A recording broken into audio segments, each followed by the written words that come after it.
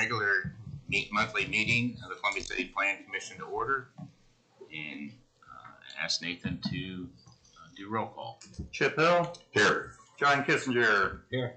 Don Langlew is not here yet. Jennifer Mono is not here. Nikki Venable. Here. Dennis Warnick. Here. Dan Weagold. Here. Larry Weiss is also not here yet. And Patrick Zigraff. Here.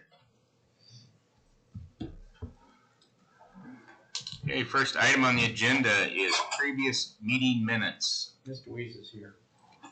Mr. Langlew is here.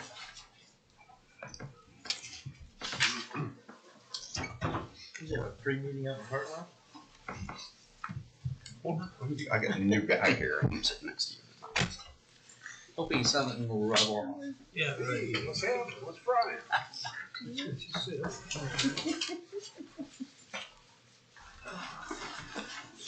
Okay, first previous meeting minute is August 5th, 2024.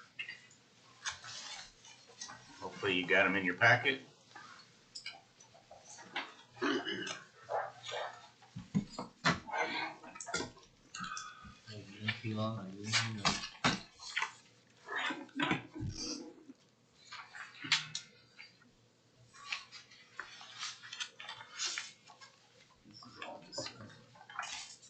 Yep.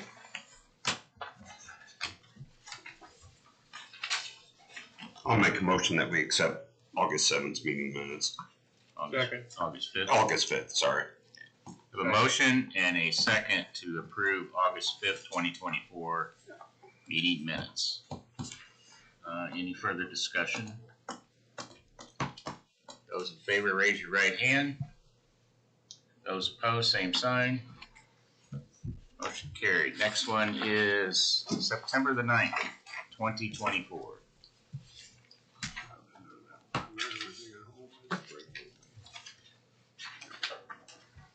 make a motion to accept as written. Motion and a second to accept September 9th, 2024 meeting minutes. Those in favor, raise your right hand. Those opposed, same sign. Motion carried. October the 7th, 2024 meeting.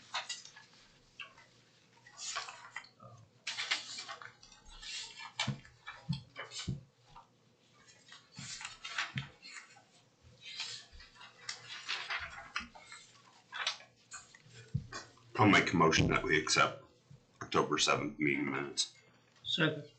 Motion and a second to approve October the 7th. Those in favor, raise your right hand. Those opposed, same sign. Motion carried. December 2nd, 2024 meeting.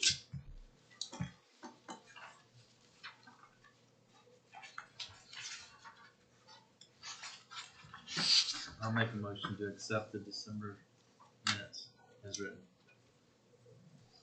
I have a motion and a second. Those in favor of accepting December 2nd, 2024 meeting minutes, raise your right hands.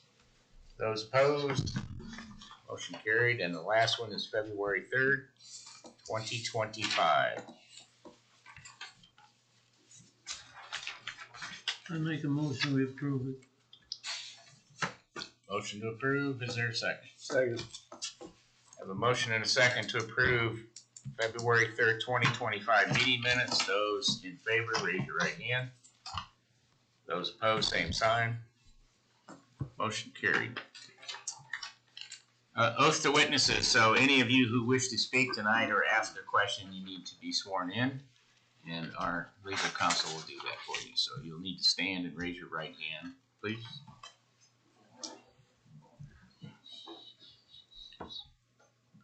Do you swear or affirm to tell the truth, the whole truth, and nothing but the truth? If so, say I do.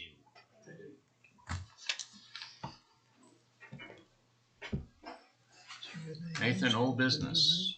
No. None? New business, 25-C-SUBD-2, Sunbunny Holdings LLC. Primary plat review, Culver Subdivision, 1001 West Connexion Way.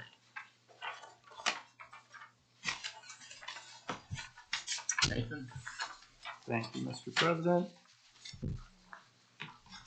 Oh, so for a summary, this is a 2-lot plat to be called Culver's Subdivision. Culver's address is 1001 West Connexion Way. As you know, it's developed with a restaurant, and as you should recall, there is also future development area included in the current platted lot that was discussed as part of the development plan back in 2022. What is being proposed is to split the lot into 2 lots, which requires replatting completely to allow for the future development area to be its own separate lot. You can see there in the table that the minimums of the GB zoning district have been met, or would be met.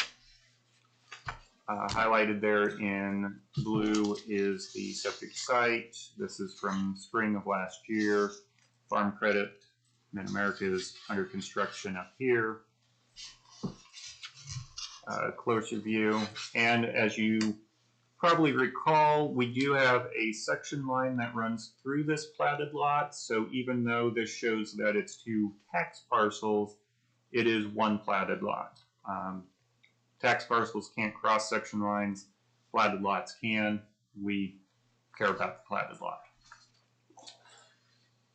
For reference, this is the development plan that was considered back in 2022, and you can see up here the future development area. And notice how you probably recall some of the discussion about how these areas, this area was intentionally left without curb in order to allow for the parking lot driveways to be expanded if and when that development occurred. You have curb that picks back up down here along the drive-through lanes. So basically from here to there is curbless with the intention of expansion. Also of note is the grading plan from the development plan.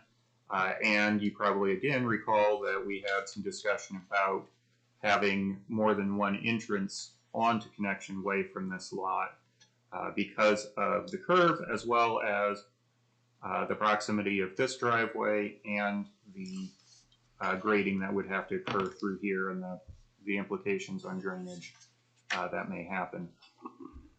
So it wasn't a condition of approval because the development plan was kind of left open-ended, and tonight is kind of the next step of pushing it forward. But there was no specific commitment to or not to have a second entrance onto Connexion with the development plan. So this is the primary replat that is being proposed tonight. So lot 2 is, again, the part that's for future development. For reference, the lot overlaid the aerial, so this is the lot area. Going through everything, I won't go through everything, you've read the staff report, but the proposed conditions that I'm suggesting are, number 1, address the comments of the reviewing agencies. Soil and Water Conservation District did have a couple notes in there to make sure that drainage was dealt with appropriately. The detention pond for Culver's by itself was fairly tight on the drainage calculations, so John wanted to make sure that that would not be inundated. The parcel committee did request area notation in order to show, even though it's 1 single platted lot, as I said, it would be out of 2 tax parcels. So that should be, the areas of those 2 pieces need to be added for reference on the plat. That was done with the previous plat and it should be done here. Number 3, I highly recommend and definitely suggest that we include an ingress-egress easement from the existing driveway to allow the sharing of that access point between both lots. Again, trying to channel all the traffic from these 2 lots through that access point. Also, along with that, because there would be a common shared improvement, it may make sense to include covenants and restrictions regarding at least some of the common maintenance items, i.e. that driveway. And then number 5 is, again, standard condition when we have minor plats such as this, to delegate secondary plat approval to staff. So any questions for me at this point?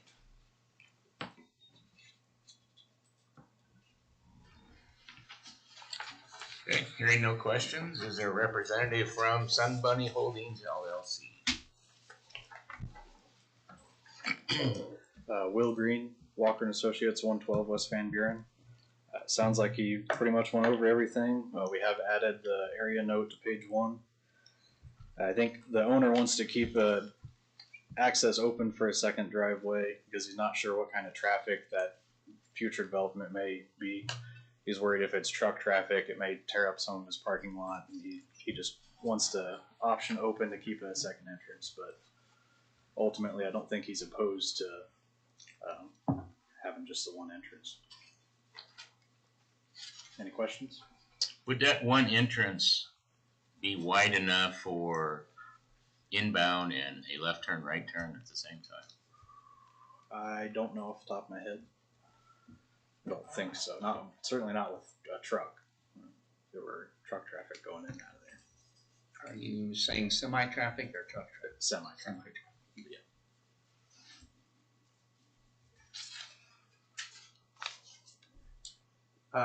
That from back of curb to back of curb was, the development plan shows it at 38.5 feet, so that should be wide enough for 3 lanes. Okay.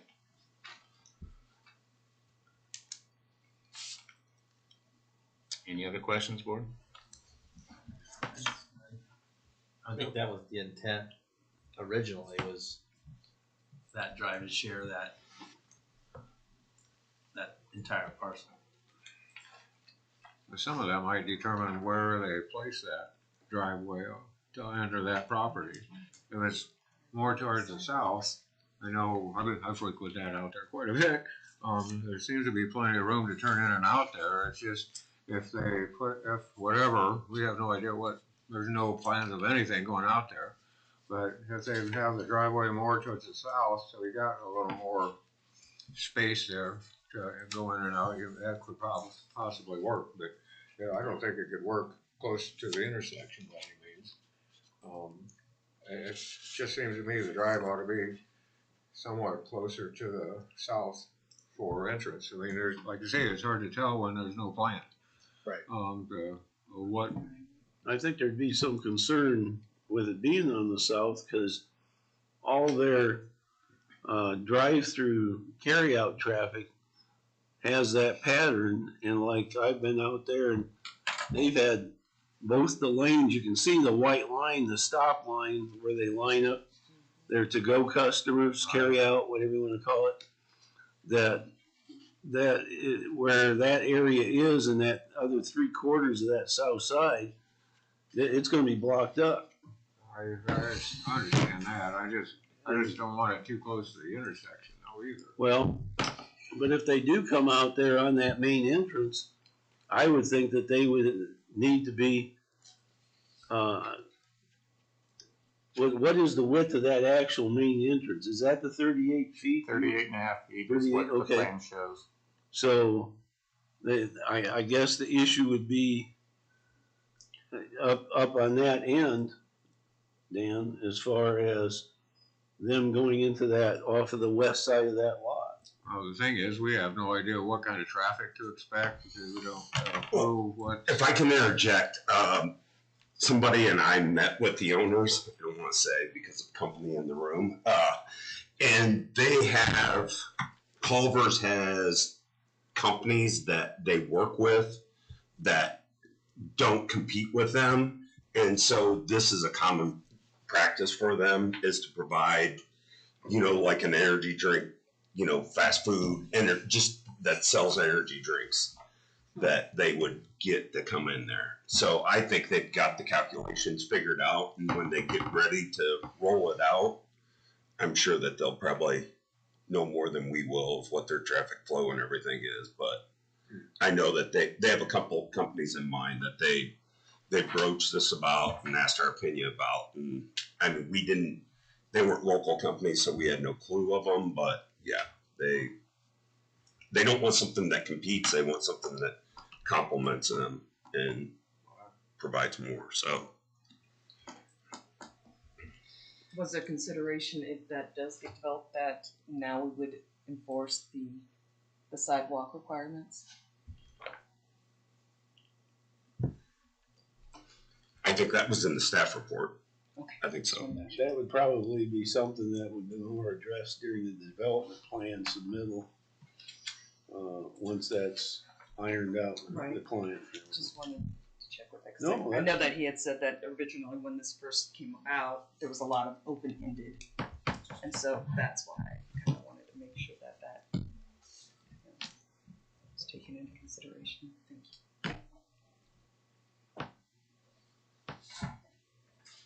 Any other questions? Okay. Anybody would like to speak that's opposed to this? Okay.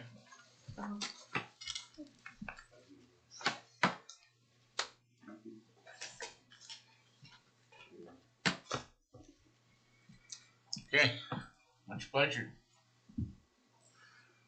Mr. Chairman, unless there's any other further discussion about the conditions set forth by staff, I submit a favorable recommendation on 25C SUBD-1, the preliminary plat approval for Sunbunny Holdings of the primary replat of Culver Subdivision. And just a correction, it's SUBD 2. One. One. The agenda was incorrect. Oh, I'm sorry. Okay, thank you. And to include the conditions that were set by staff. Second.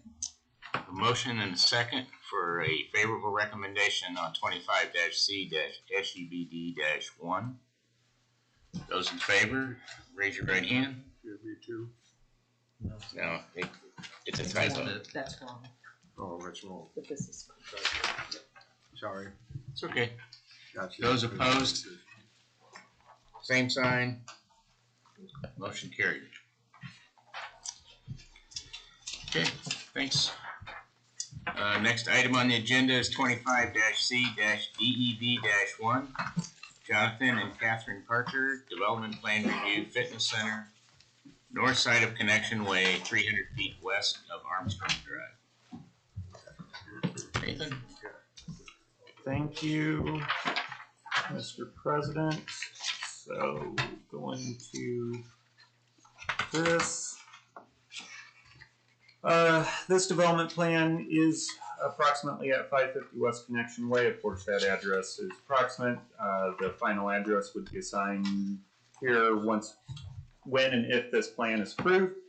Zone GB general business, overall size is 1 acre. What is being proposed is new commercial building and associated parking. That building would be approximately 7,300 square feet, almost 7,400 square feet. 1-story building. The current use would be for a fitness center. However, they also have a tenant space for I'm not sure exactly what to call it, but I called it in the staff report a shake and drink shop. What did you just call it, Chip? Nutrition, or no? Energy drink. Energy drink. Probably new age beverages. Oh, new age beverage. Okay.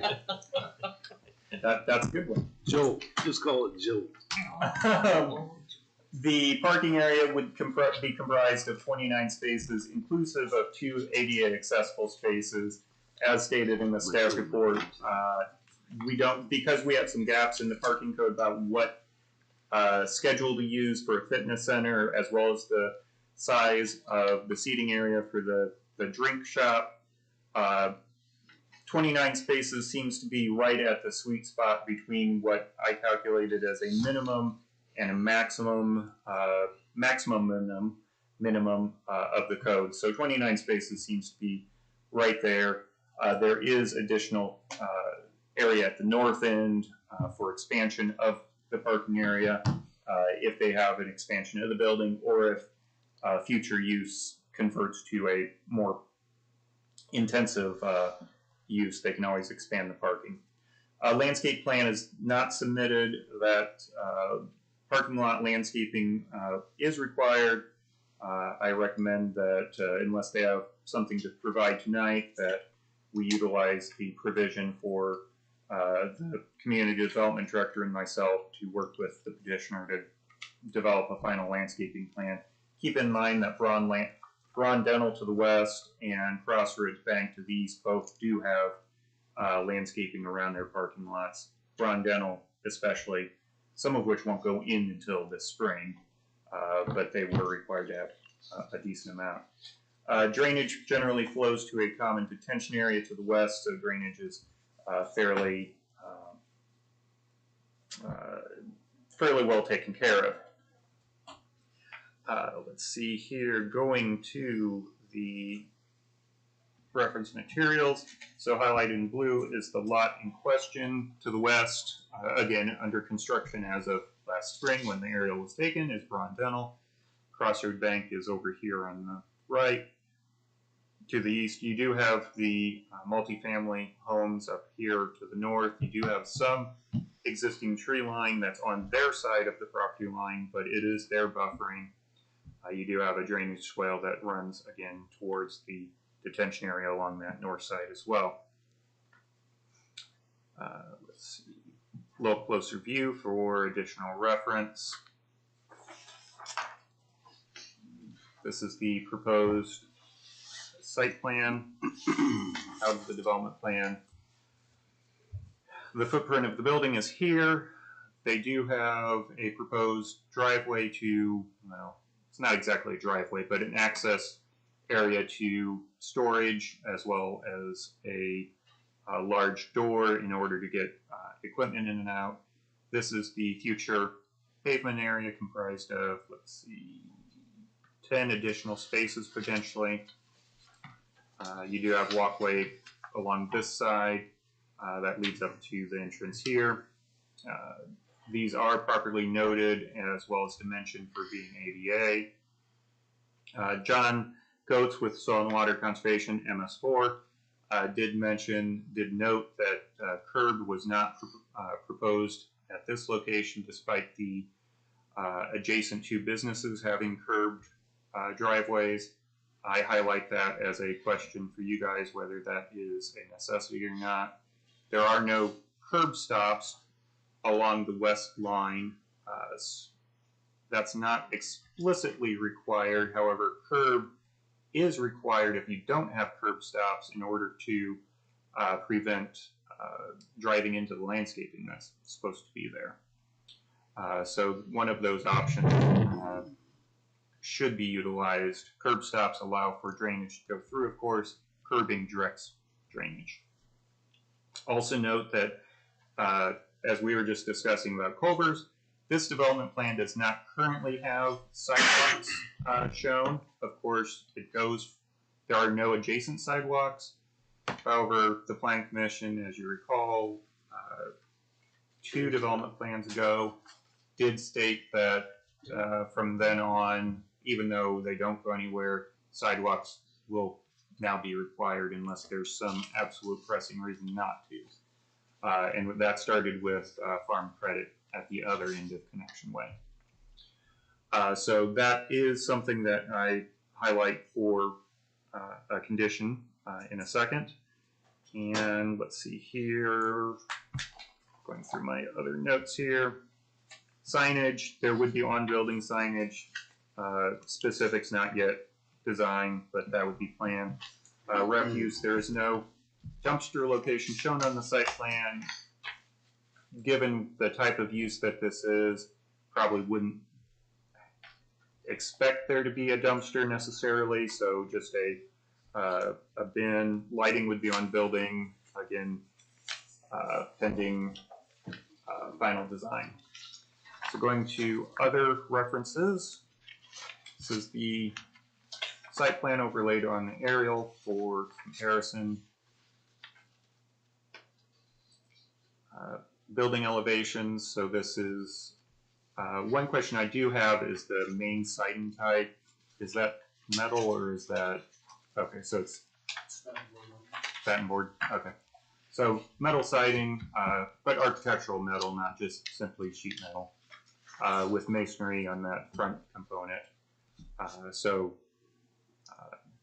Architecturally fitting in with the overall area.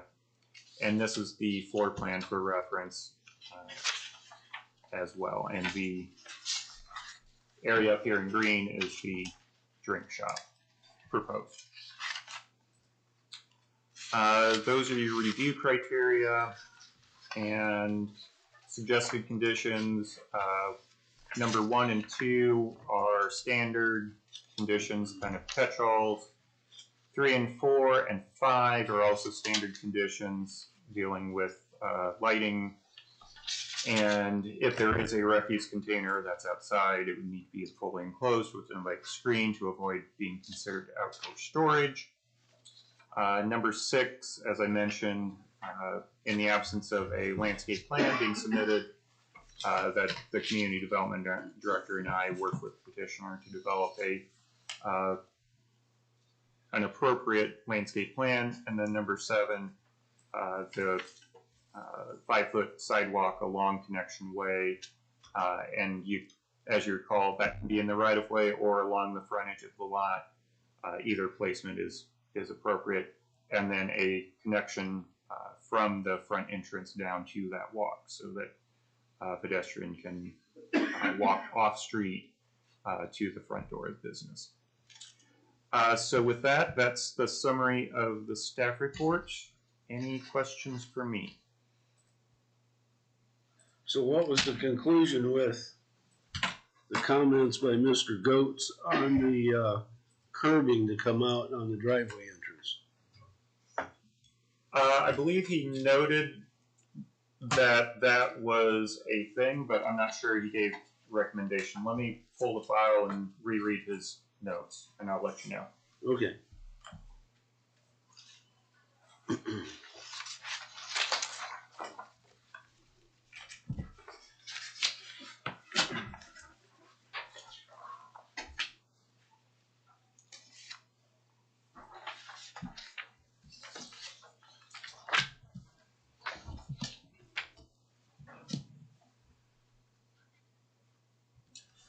Let's see.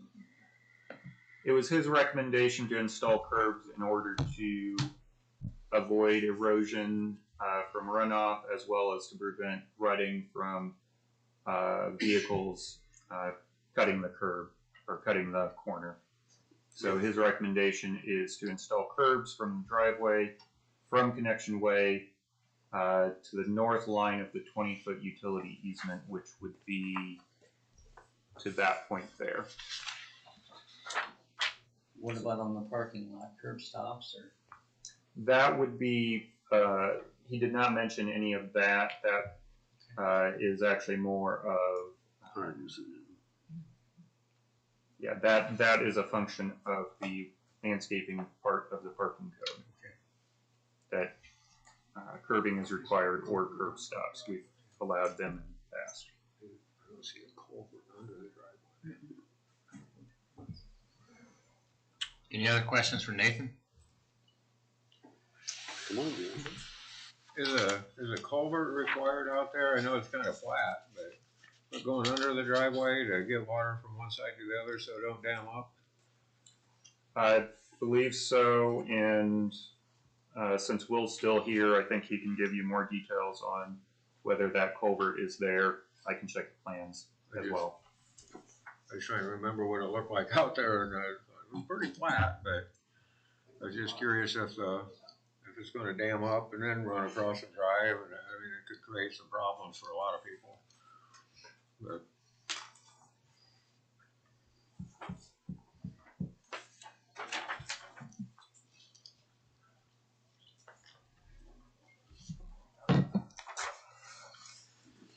Will Green with Walker & Associates, still at 112 West Van Buren. Yeah, there's no culvert there.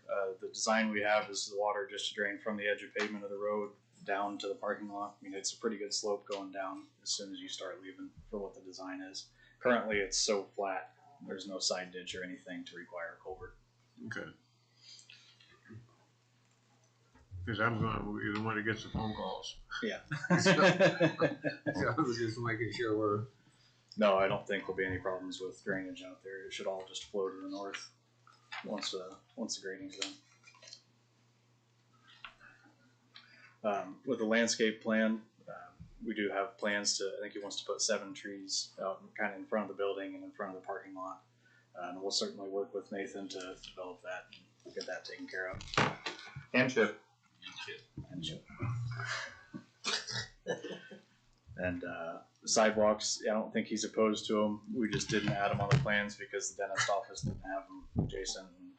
That was kind of my fault. I wasn't in line with the plan commission, and I told them no, and then I had a conversation with them today, and the city's going to assist with them, so yeah, I got ahead of myself.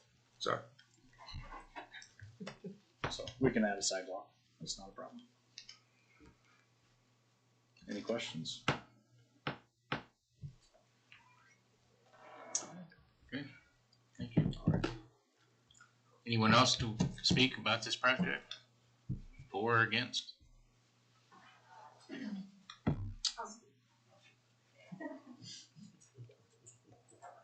Katie Parker, 4700 North 50 West, Columbia City. I just wanted to point out that this isn't an additional fitness center. It's already an existing fitness center. So we're just moving it from where it's at behind Wings into its own establishment. So we're not trying to add another fitness facility to Columbia City. And you're pretty cramped for space there, aren't you? On multi-levels, Yeah. between parking, the facility, we've transformed it. It's amazing on the inside. You're welcome to come and check it out to see what it's all about. But as far as the parking, when we took it over in August, we were under the previous tenant's plan. And then we come to find out that we were not allowed parking. We were told that our parking needed to be out in front of Wings and then our people could walk there. Aren't you a fitness facility? You can walk there. That's from the manager that I've had to deal with. She also informed us that the previous owner, or the previous tenant, had also signed off on all rights to advertise on the marquee out front. Therefore, we've not been allowed to advertise out front that we're there. So no one even knows we're back there unless they accidentally drive back there. So that is what has led us to, we've turned it around completely since we took over in August. So that has just led us to pursue other options in making it grow more. Because the current landlord is just really not allowing us to do anything. So, thank you. Thank you. Anyone else? Will Green, 112 West Van Buren. If I could comment about the curbing as you enter the parking lot. I think he's opposed to curbing, wouldn't be opposed to some kind of landscaping stone if there is some kind of erosion, or if that is a concern if people are driving off the corner right there. We're not opposed to some landscaping stone there, just some river rock to prevent erosion, if that's a concern. Okay.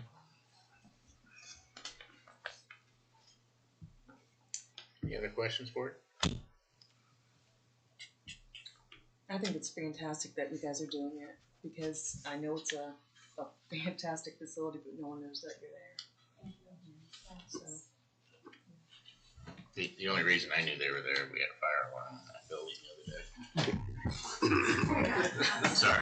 Way to go back. Exactly.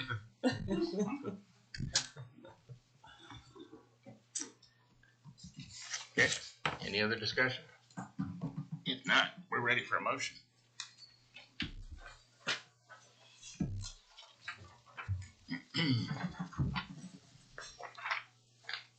I'll make the motion that we accept, what's the number on 25-C. 25-DEV-1. As presented by us. I'll second. Just one question, you went with the staff's recommendations, right? Yeah. Okay, we have a motion and a second to approve 25-C-DEV-1. Those questions. Are we gonna go with, are you going with John Goats's recommendations for curbs, or are we gonna let the Well, develop? probably should discuss a little bit that a little more, shouldn't they? That curbing? Cause that wasn't what you- staff, that wasn't. We could leave that to the, Chip and Nathan. yeah. Okay. There you go. I like that. Good job, Chip do Chip. his job. It'll do it for me. Chip, they did that. So I would say that that falls under condition number 2, address any outstanding comments. While curbing would be one way to address John's concern about erosion, there, as Will said, there may be others. So I think how to address that maybe is still open-ended and covered under number 2. I think I'm more worried about the curb stops, especially in the winter time. Somebody slide off and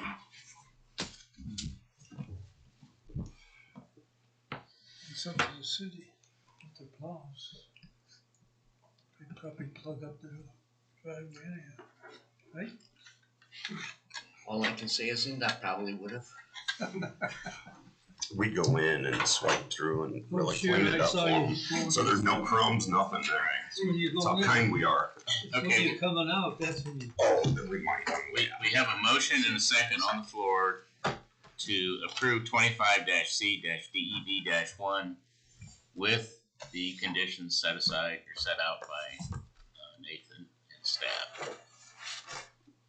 Those in favor of the motion, raise your right hand. Those opposed, motion carried. Good luck. Other business discussion of the fence code. Okay. You guys can hang out here and listen to fine discussion about the fence code, or you can take off. Looks like they're all anxious to leave. Good luck to you guys. So, well, as Chip and Dan know from the last city council meeting, and Jen would also know if she were in attendance tonight, there was a request to the city council to review the zoning code requirements and standards related to front yard fences, or fences in front yards, and more specifically, the fact that the zoning code only allows 4-foot fences that are chain link fences in front yards. At least that's what was presented to the city council.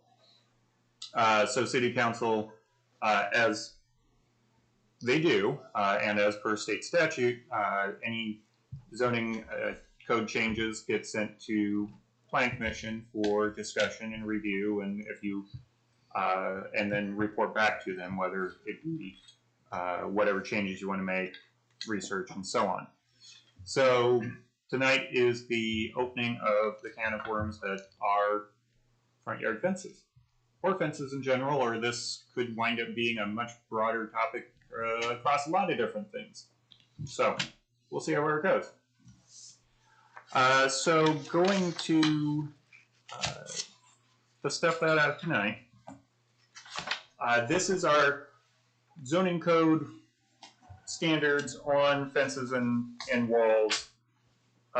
Fences and walls, basically fences are the main discussion point, may be located in any yard, front, rear, side, provided that the corner traffic visibility is maintained in accordance with blah, blah, blah, blah.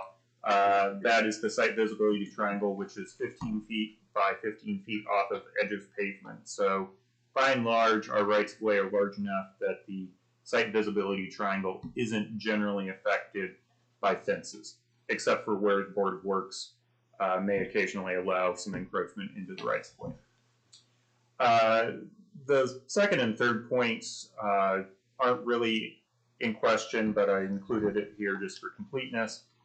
The fourth point, height requirements. This is going to be the bulk of, I think, the discussion. Fences and walls in residential districts, we don't have any specific requirements on what fences need to be outside of residential areas, so commercial, industrial. Those are usually reviewed as part of development plans. But fences within residential districts shall not exceed a height of 6 feet. And then in bold, any fence which projects into or encloses a required front yard shall not exceed 3 feet, except that open chain link fences may be erected to 4 feet in height. And open is important. I'll show an example here in a second of what is not an open chain link fence. But chain link fences are given the latitude to be 4 feet in height instead of just 3 feet if they're in front yard. Building materials, we'll probably come back to this, but generally speaking, the fences need to be constructed with quote-unquote customary fencing materials, and there's examples: chain link, wrought iron or wrought iron, picket, stockade, dog-eared shadow box, brick for walls, other ornamental types, and so on. Vinyl should also be on this list by now. You can't reuse materials. Must be the nice side out, except for when they're both alike. Another example of what would not be allowed that is relatively commonly proposed is to take pallets and make a fence out of it. If you disassemble those pallets and essentially use the lumber to make a fence, like a picket fence, that's not a big deal. But if you just simply want to nail a bunch of pallets together, call it a fence, that's where we say no according to that section of the code. And then maintenance, again, I don't think we'll really have much to talk about on maintenance. So I just included that for, again, complete reference. So, important discussion is how we define the front yard per the zoning code in the city of Columbia City. And for what it's worth, also Cherubusco, we have identical codes. And so on the left-hand side, if you're not in a platted subdivision that has platted building lines on the corner lot, that's what's on the right-hand side. On the left-hand side is what would happen if you're on a corner lot in other areas of town, so more historic areas, for example. So the green area is where a tall fence that is taller than 3 foot or 4 foot if it's chain link, up to 6 foot tall, may be placed. And the reason is, and bear with me because some of this gets really, I'll just give you the basics of it. I won't give you the background. But essentially, you have 2 side yards because of the way a lot is defined.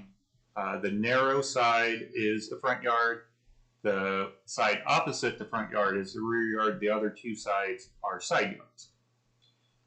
However, the code does say that for corner lots, the side yard that is adjacent to the second street frontage is equivalent to and has the same setback as the front setback, as the front yard. So you have a side yard with a larger setback that's equivalent to a front yard, but importantly, it's not a front yard.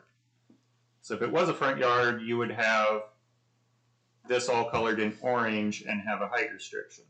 But because of the way it's defined, it's front yard, side yard, and rear yard, back yard. Front, side, and rear. But for building purposes, this side has a deeper setback. For fences, because fences can go into any yard, that front setback, that setback doesn't apply. You can build a fence right up to the property line, or if you get the neighbor's permission, on the property line. So you can have fences on that secondary frontage here. The front yard here, the orange though, is the part that is the burning question of what do we do with what height fences, 3 foot, 4 feet, and what material in this front yard. The right hand If you're in a subdivision that has a platted building line, that's the pink line here, by definition and by interpretation, that platted building line basically determines that you have two front yards, not simply a side yard with a front setback. So having two front yards, you have two front setbacks, and therefore a fence, tall fence over 3 or 4 feet can only be back here and not out in the orange area. Hope that sunk in. I know it's a lot. It took a long time for us to be able to make this interpretation, so I am relaying it. So to give you some examples of fences that would be allowable in 3-foot heights in front yards, in theory, at least, and these are obviously not from Whitley County. The bottom two are actually from Sacramento. I found a very nice page that talked a lot about what we want to talk about from Sacramento down there, so I stole some of their photos. But the upper left is a vinyl picket fence at 3 foot. Upper right is a approximately 3 foot tall ornamental fence. It's probably aluminum, but you could call it wrought iron. Bottom left is rail fence, split rail, if you want to call it split rail. For everybody's little closer view here. And then, interestingly, this is a shadow box style fence, which you normally see as a privacy fence, but it was installed at only 3 foot tall in this case. So any of those, as well as any 3 foot wall, brick wall, stone wall, 3 foot chain link, any type of fence is allowed up to 3 foot tall in a front yard. Notably, these all go up to the sidewalk, and that's, again, these are not from Whitley County. We have very few places where a fence could go up to a sidewalk because our rights of way typically are much wider than where the sidewalk is, and I'll show you that in a second. But that's another important consideration when we in this overall discussion. Going to what's allowed as a 4 foot front yard fence, you have something that looks like this, you have something that looks like that, and not something like this. And I threw this one in because it's chain link, but notably it is blowing apart. That's part of the maintenance issue. But notably, this is not the quote-unquote open chain link fence that the code explicitly requires. So just wanted to throw that in there too for reference. So even though it's on the is allowable, it's not actually allowable. So these two fences, though, would be whether they be vinyl coated or just strictly galvanized. And again, they're up against the sidewalk effectively, which when you look at our historic areas, if you look at our newer areas, the one on the left, basically 1 foot from the back of the sidewalk, that's what you typically see with rights of way in our newer subdivisions. Right of way, sidewalk is about 1 foot from the right of way line. But when you look at historic areas, this is Jefferson Street. You can see here the blue area is the platted right of way, and you can see how virtually every house is built up to that right of way line. There are a couple exceptions, some of them are newer. There are a few here that have setbacks of maybe 5, 10 feet, and so on. But this is an example of really why we don't necessarily see front yard fences in Columbia City, because our rights of way in our historic areas where you might be seeing picket fences, it's not your land. It's the city's right of way. And so you'd have to either get their approval or just not deal with it. But on the other hand, for example, those two houses on the east side of that alley, by pushing the house up against the right-of-way line, you have a decorative front yard, which is all right-of-way, but you have a much larger rear yard that's all usable. as opposed to what modern subdivisions are in our zoning code call out, having a 25-foot front yard and so much in the rear and trying to put the house in the middle. Historic development patterns yielded patterns like this. Again, important in our discussion about fences, about where these can be and what is a quote-unquote front yard. Is it actually right-of-way or is it not? Does the Board of Works get involved in terms of approving encroachments? This is a little bit farther west, Jefferson and Jackson on the bottom and Line Street there in the middle. Similar situation here, a little bit bigger mix of houses, but again, you can see this is the church here on the corner, but even it is built very close to the right-of-way line. So again, historic nature, we have very few front yards. One exception is one that prompted, again, this discussion at the northeast corner of Jackson and Line Street. That house is one of the few that isn't built to the right-of-way line. So it actually does have some front yards space, but it's also at the cost of rear yard space. So, for reference.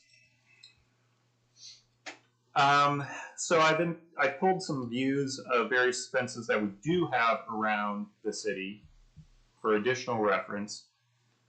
This one is located on, I forget which street now. What's that? Isn't it Marshall? Marshall. I think it's Marshall and Van Buren Street. You're on Van Buren Street looking north. This is a 6-foot privacy fence that was permitted. The right-of-way line here is basically at pretty close to the sidewalk. It's one of the instances where the right-of-way is actually a little bit closer, even though it's a historic area of town. And as I showed you on that diagram, the code worked out that that tall fence could be on the secondary street side because it's considered a side yard, so that 6-foot fence went in. Now this one is on Spencer and South Walnut, I think. But that chain link fence goes pretty much up to the sidewalk. I highly doubt that the Board of Works approved this one. This dates from probably the 1980s. But it is open chain link. In the front yard, or at least the secondary yard, but it's also in the right-of-way. And then the one that is a perpetual discussion that is no longer standing, but this is at Jefferson and Line Street. This was approved by the Board of Works in terms of location and material, and because it was virtually all in the right-of-way, the BZA didn't consider it for variance because the Board of Works had overall authority for placement. We got many complaints about the visibility or lack thereof due to this. So this is now been removed by a successor landowner, and I think everybody probably agrees that this is not what we want to see because of visibility issues. However, it is also an example of a very transparent fence. It is wide open. The placement of it wound up creating visibility issues. And it is also set back from the sidewalk by about 3 feet. So it checks a lot of boxes that I've already discussed, but again, it didn't wind up being a good placement type of fence, whatever it may be. Chain link fence, if it was a 4-foot chain link fence instead of 4-foot aluminum iron style fence, may or may not have had the same issue. So again, whether it's chain link or not, may or may not be a solution. So adding to that, and I just alluded to it, is this nice diagram about what is an opaque fence versus a transparent fence. And I borrowed this from this handout that I'm going to hand you guys. From the city of Milton, Massachusetts, I believe. But they have this very nice handout that explains what is an opaque fence, what's a transparent fence. The backside talks about where they can go, and I will say that my diagram I did before I found this, so their diagram is very similar to mine. But they state that opaque fences are less than 75% visibility, and those examples are the photos there. Transparent fences are over 75% visibility, and the differences being that where they can be placed, whether they can be placed in front yards, in the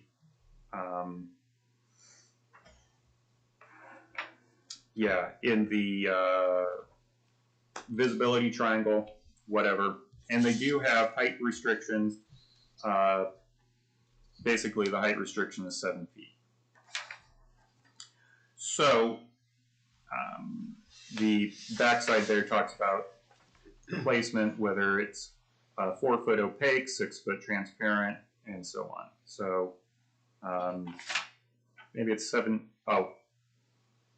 feet or more, I think, is what it talks about. So 6 foot is a separate restriction.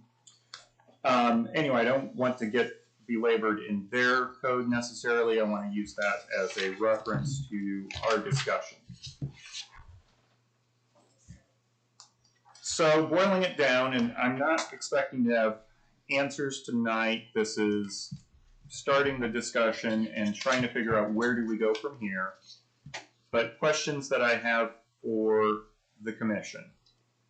And maybe there's more. We can kind of have some discussion here for a little bit. It's a couple minutes till 8, so I don't want to take too much longer. But the questions.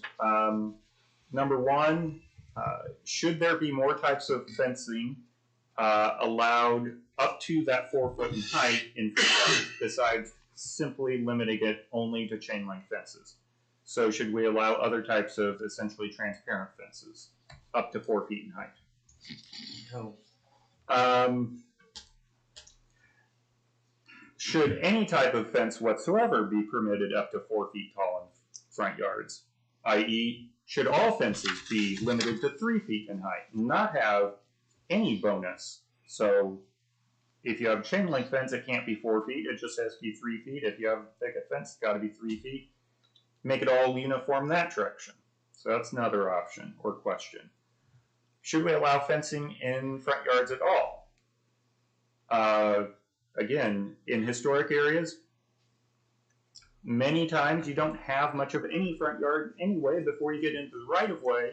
So maybe it makes sense to just say, no, front yard fences are best avoided. We don't have a history of them, and we'd like to not create a new history with them.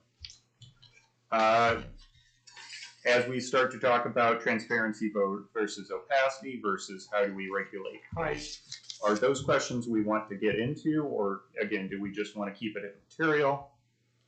The idea of historic areas versus modern areas, if we want to start going farther on a tangent, we might actually start to develop a historic code that is specific to historic areas that deal with both setbacks for buildings as well as for fence restrictions, as well as some of the other parking and so on that we've talked about off and on for the last 8 years. And that could be defined by several different ways, but in in specific fences, it would be areas where we have the 80 or 84 foot wide right of way with smaller setbacks of say less than 10 feet versus more modern areas where you only have 50 or 60 foot rights of way, but larger front setbacks of more than 25 feet. Keep in mind our R3 district requires at least 25 foot front setback. And then finally, how do we want to deal with encroachments into the rights of way for the Board of Works? Just allow the Board of Works to do whatever, or work with them to develop a code that works both with zoning as well as their precedent and desires and so on. So, questions and food for thought for 5 minutes worth of discussion. And Dennis already gave a one-word answer here, but About 50 years ago,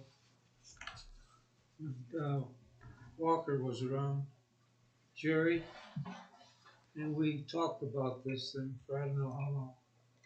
And the main problem was brought out that in certain areas, streets and so forth, you know, that are close together, whatever, people have kids.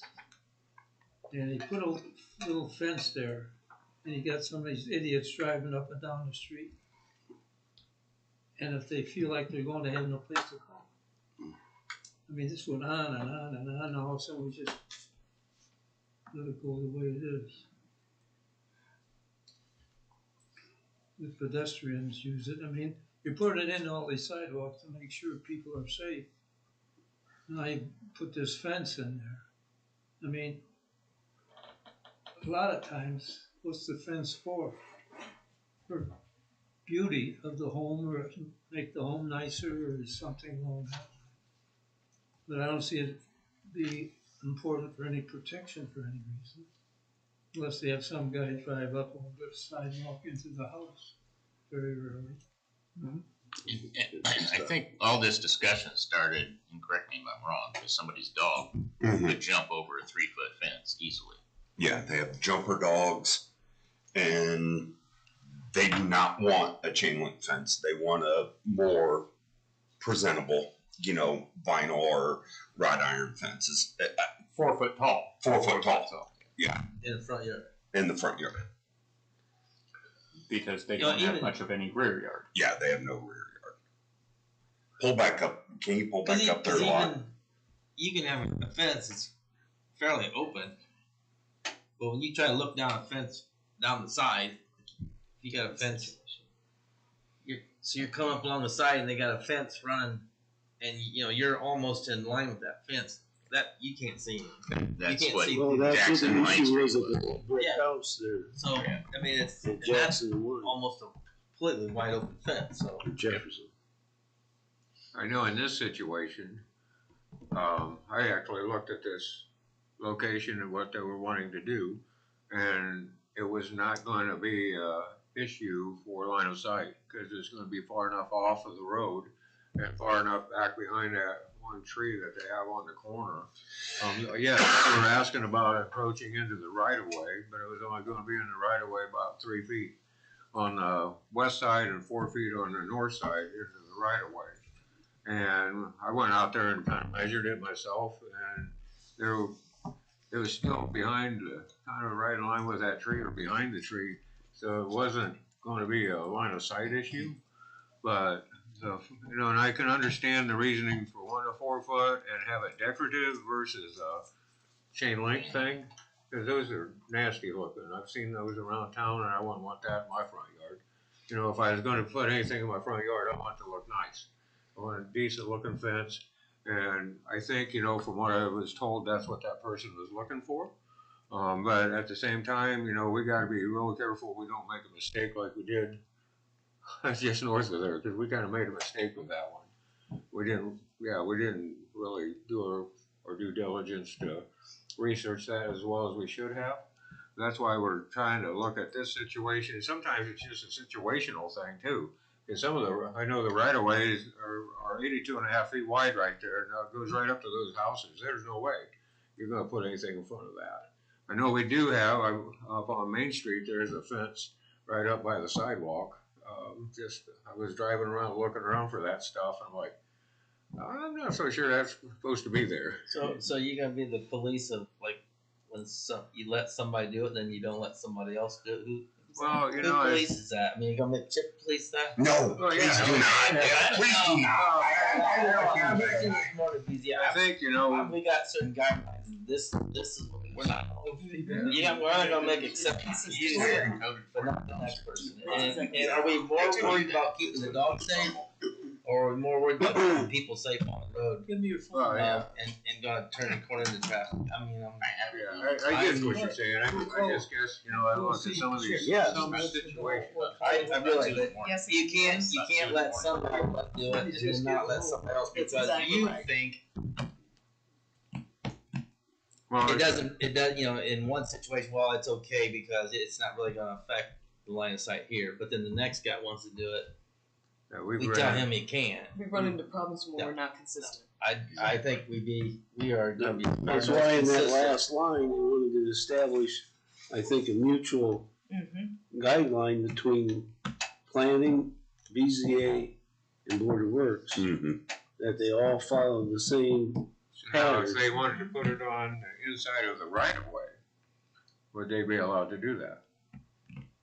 Put a 4-foot fence on their property inside the right of, I mean, What is inside on their property. Not in the front yard, yeah. I think your ordinance says, no, it has to be 3 foot. Well, that's what I'm saying, if we change it to 4 foot, right now it says 3 foot, unless you want a chain link to go to 4 foot. But what I'm saying is, would we allow to make a change, like I say, let's think about it, but can we make a change to a 4-foot fence for a front yard it doesn't have to be, it can be decorative. It can look nice. Well, maybe like one of these 75% visibility situations, or whatever you wanna call it. But the other part of that is at the corner, isn't there already a guideline of a clear zone that you gotta it's a have clear set? zone because it's inside the right of way. Right, Yeah, the visibility triangle is measured from edge of pavement, so in the case of, oh, come on now. Sorry, computer's being slow.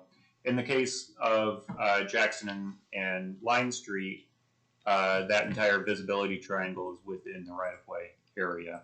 okay. Well, and that's probably got a larger right of way because Line Street was 109 at one time. No, it's larger right-of-way because that's just what it was platted at back in 1840 or whatever. Yeah, 40. The Line Street right-of-way is the same as Jackson Street. It was, but it's the same right-of-way. But what I'm saying is, If they shouldn't, that's correct.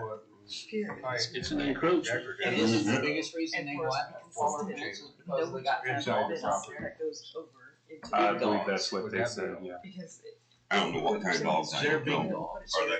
When I wanna tear it up, They I'm got gonna tear it up trampled. and it's gonna be on You your can walk it down the sidewalk. Well, it's regularly. just like, Try to there's a take your provision take in the you out. subdivision ordinance that within the utility easement, Right. that if let's say the electric company's got to use that easement, there's a fence that easement, They can tear it up. they can tear it out and they're not obligated. Nathan, your That's exactly suggestion is that we, give them time I don't wanna to say take it out table it themselves. until next week. Well, it's an other business item, so you don't have to really table They it. should never been able to have it. But in what there. I do need to have is a little bit of direction on what you want to have happen. Yes, sir. It's okay. I'm sure you're talking about important things. So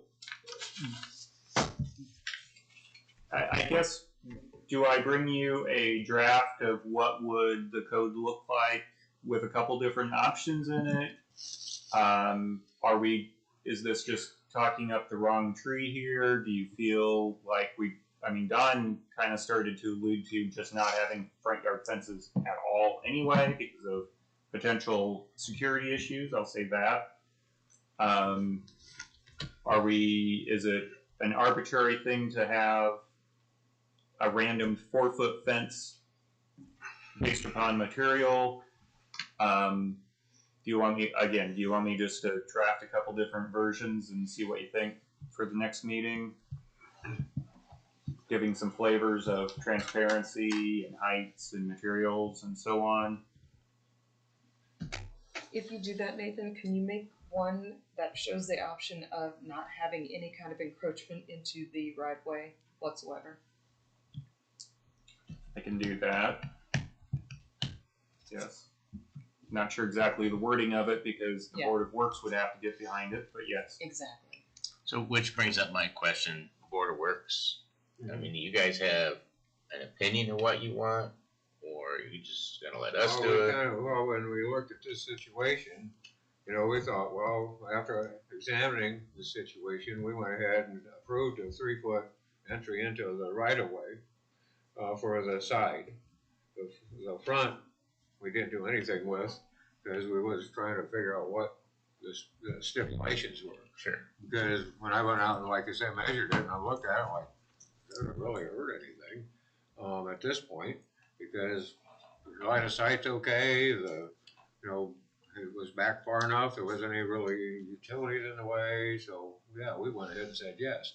Well, if we have the guidelines that we have to abide by, which I guess what should have been done is went to the BZA before all this happened. I think it's a learning curve for us too on how to properly handle the situations. So if there's any type of wannabe encroachments, well, we're gonna send it to the BZA for approval first and then come to us and see how that works. I think we did it about backwards on that first one. I think we made a mistake with that. And it was kind of trying to understand what the rules were or are, we thought, okay, well, and I'm not so sure that was placed the way we agreed to it either. So yeah, I think what BZA, Board of Works, was kind of open to, hey, if it doesn't hurt anybody, what does it matter? You have a picture of that? But I hear what you all saying. Hey, it's got to be black and white, and it's the way it is. So that's right. You created a gray area, is what you did. You were like, yeah, we'll follow this line, but we can let you go out here on this time, because I didn't see any problems. What we need to do is have black and white and say, this is the standard, this is the guide, this is what you got to follow. So anything else other than that, then we need to talk to BZA. That's the way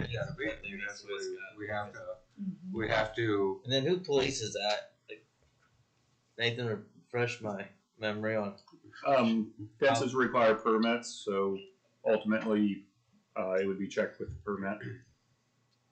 So then the building department would. Right. Right. So if the Board of Works gives an encroachment, BZA gives a variance, whatever, all that's rolled into what we review as part of the building permit.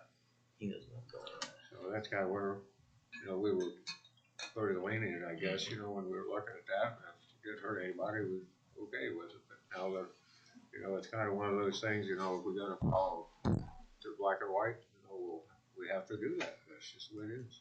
Can I add something? Maybe a way to do black and white would be saying off the edge of pavement. Say you have to stay 10 feet off the edge of pavement. That would give somebody enough room to pull up and see all the way down the street.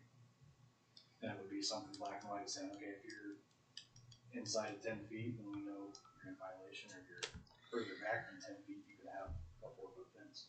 If you come up with a distance. You've got to get back up and say, no, I'm joking. Maybe that's a way to be black and white.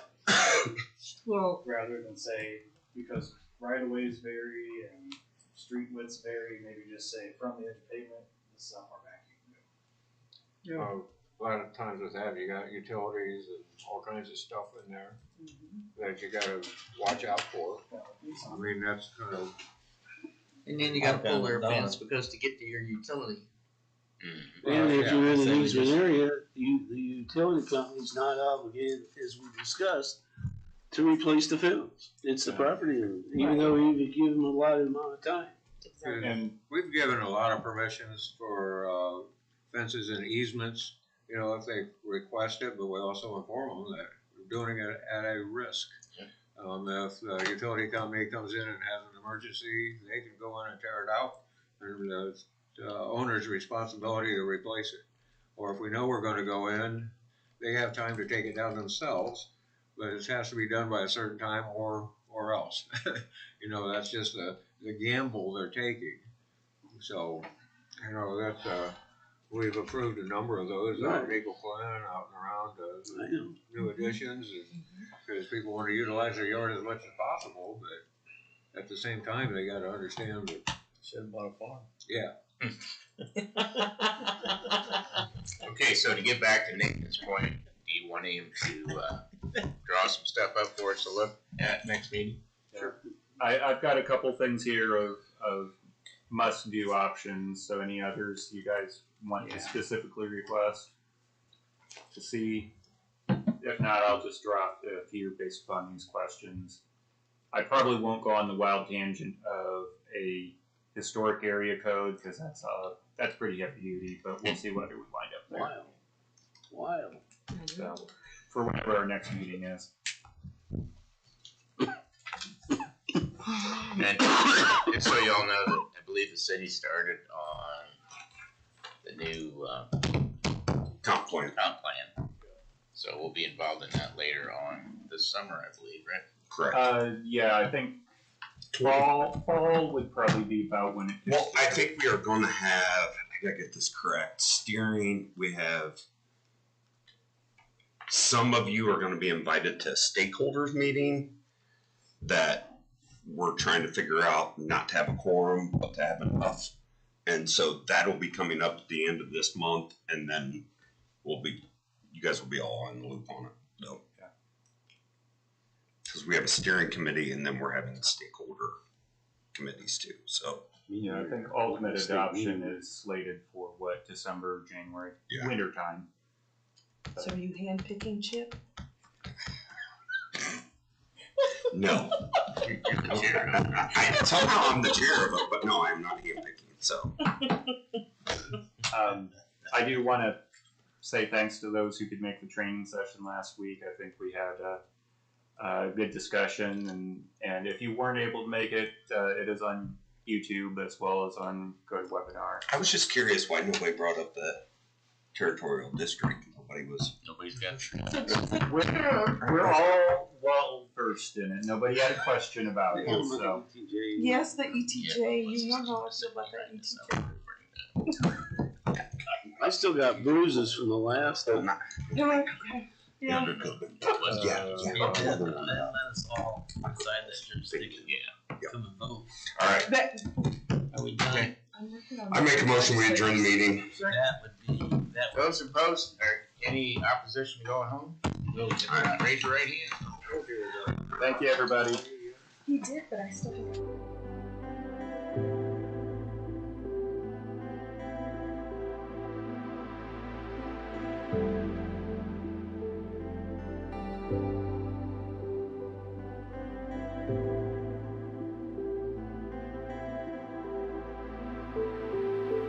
Thank you.